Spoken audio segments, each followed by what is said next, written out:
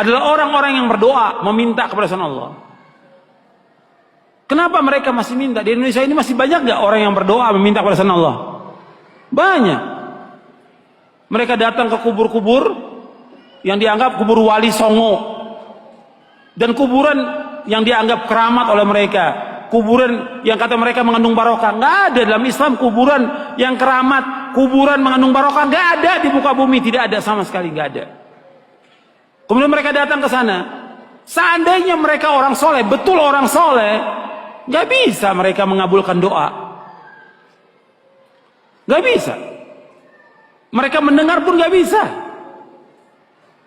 Seandainya mereka mendengar kata Allah, nggak bisa menjawab. Kan di sini Allah sebutkan di sini, man la yastajibu lahu, nggak bisa menjawab, nggak bisa mengabulkan sampai hari kiamat. Makanya kebodohan yang paling bodoh dan kesesatan yang paling sesat orang-orang yang datang berbondong-bondong ke kubur para wali untuk minta di sana. Kalau ziarah kubur boleh, perhatikan ini, jangan salah paham. Tolong perhatikan, dengarkan baik-baik, jangan salah paham. Kalau ziarah kubur ke kuburan kaum muslimin boleh, dianjurkan oleh Nabi Muhammad SAW. Ziarah kubur ke kuburannya pemakaman kaum muslimin boleh, sunnah, dianjurkan oleh Rasulullah SAW.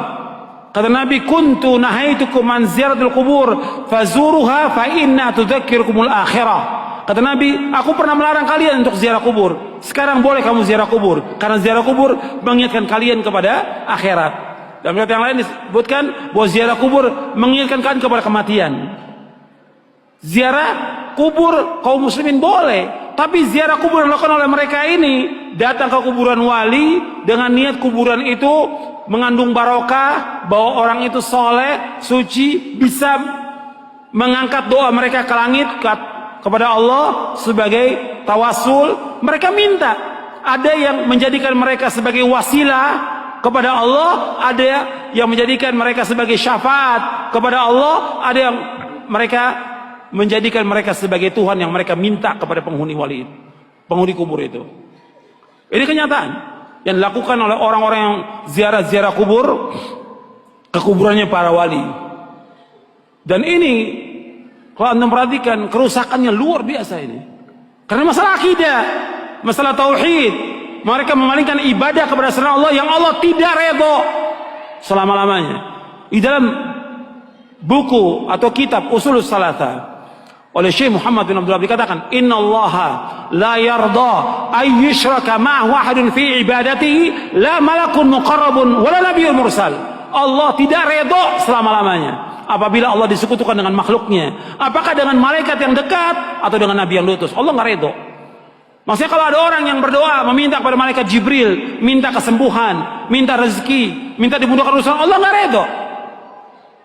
Karena malaikat Jibril nggak bisa mengabulkan doa yang mengabulkan doa Allah. Atau kepada nabi yang diutus, orang datang ke kuburannya Nabi Muhammad SAW, minta kepada Nabi Muhammad SAW supaya dimudahkan rezekinya, supaya dimudahkan jodohnya, supaya dagangannya laris, supaya segala macam. Allah nggak redho, nggak redho. Kenapa? Doa itu wajib dipanjatkan dan hanya ditujukan kepada Allah saja, tidak kepada yang lain. Allah nggak redho. Hatta kepada orang yang paling soleh, Nabi Muhammad SAW, orang datang kepada kuburan beliau minta, Allah nggak redho. Makanya nggak ada seorang sahabat pun yang datang ke kuburan Nabi untuk minta sesuatu, tidak ada.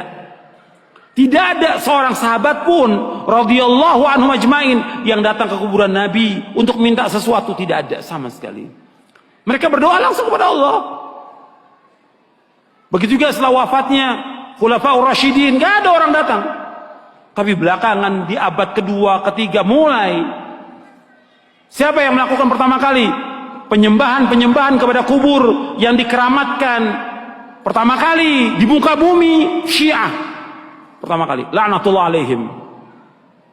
Pertama kali Syiah yang menyesatkan kaum muslimin. Mereka katakan kubur imamnya, kemudian kubur Husain mereka sembah, mereka tawaf di situ. Ini pertama kali. Sunnahnya orang Syiah, sunnah sayyi'ah, sunnah jahiliyah yang mereka lakukan. Bukan sunnah hasanah, sunnah sayyi'ah. Mengajak orang untuk menyembah kubur. Setelah itu diikuti oleh apa? Diikuti oleh yang kedua, tarekat sufiyah. Yang pertama Syiah, laknatullah alaihim. Yang kedua tarekat sufiyah, menganggap bahwa gurunya, syekhnya sebagai wali, sudah mencapai tingkatan yang paling tinggi, sampai datang. Sampai syekhnya mengatakan di buku-buku mereka, di kitab mereka, kalau kamu mengalami kesulitan, kesusahan dan saya sudah mati, kamu datang ke kubur saya, kata mereka begitu. Ini sesat dan menyesatkan kaum muslimin. Anda melihat sekarang tambah banyak orang yang pertama kali mulai kuburan itu disembah, kemudian dibangun kubur di dalam masjid, itulah orang-orang Syiah. Nggak akan bertemu dalam Islam antara kuburan dengan masjid selama-lamanya, tidak akan ketemu dalam Islam. Adapun kuburan Nabi sallallahu alaihi wasallam itu di luar masjid. Kemudian pada khalifah zaman Abdul Malik dibongkar, dimasukkan, dan sahabat sudah mengingkari yang masih hidup pada zaman itu.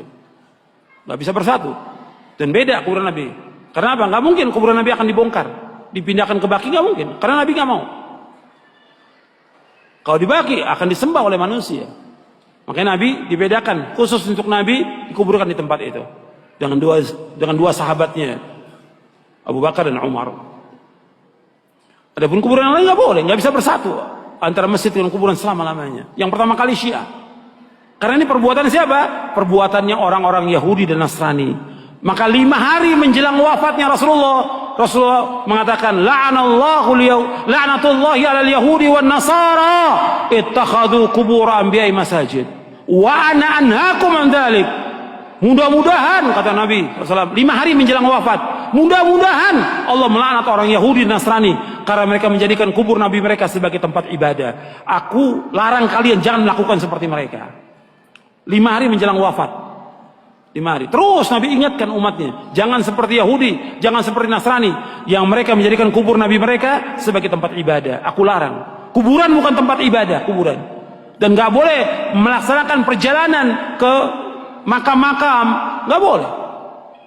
Ziarah kubur boleh, tapi menentukan makam tertentu untuk ziarah mempunyai keutamaan nggak boleh. Yang punya keutamaan 3 masjid, masjid aja cuma 3 masjid dari seluruh dunia yang mempunyai keutamaan. Kata Nabi SAW dalam hadis yang sahih, ada di buku ini, la tushaddur rihalu illa ila 3 masajid, masjid hadza wa masjidil haram wa masjidil aqsa.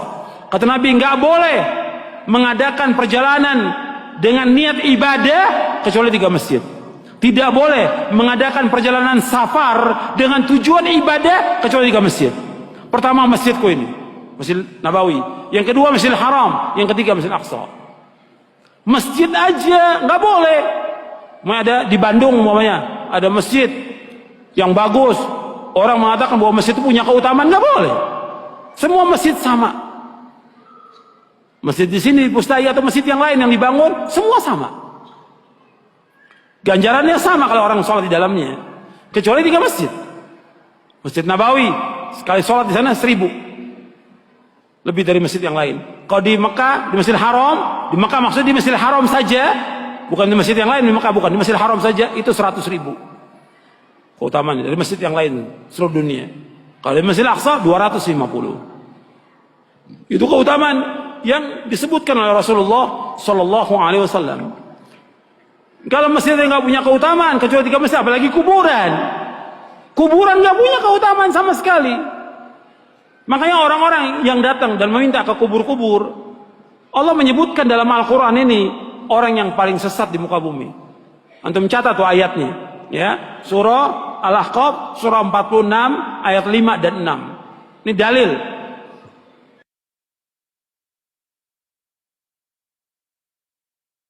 Baik, ada namanya tawassul, ada namanya istighatsah. Kalau tawassul, doa tawassul itu begini. Ya Allah, dengan kebesaran kekasihmu Nabi Muhammad, kabulkan hajatku.